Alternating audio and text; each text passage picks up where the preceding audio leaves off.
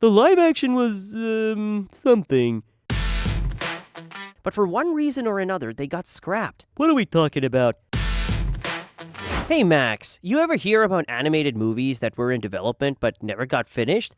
Oh, you mean the ones that had so much potential but never made it to the screen? Exactly. Some of these had huge potential, but for one reason or another, they got scrapped. Alright, spill it. What are we talking about? Let's start with Gigantic by Disney. Wait, wasn't that supposed to be Disney's take on Jack and the Beanstalk? Yep, it was announced as a 2020 release. Jack befriends a giant girl named Inma, and they go on an adventure in the land of giants. So basically Frozen, but with giants instead of ice? Pretty much. Disney shelved it in 2017, and we never got to see Jack and Inma's big adventure. A missed opportunity. I mean, who doesn't want to see a giant eating a castle-sized sandwich? Next up, Newt by Pixar. Oh, I've heard of this one. The story about two last surviving newts who hate each other, but have to save their species.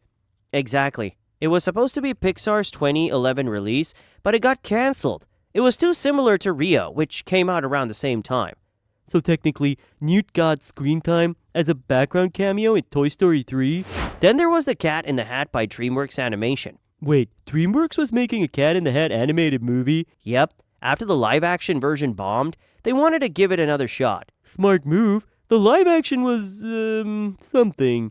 But then the Seuss estate decided they didn't want any more Cat in the Hat movies, animated or not. Ouch. The cat didn't even get a chance to rhyme his way back into our hearts. At least he's still a book legend. Another one was Me and My Shadow, another DreamWorks project.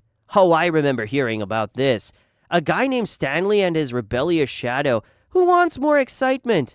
Yep, the idea was super cool, combining 2D animation for the shadow and 3D for the real world. It got stuck in development, and eventually DreamWorks shelved it in 2014.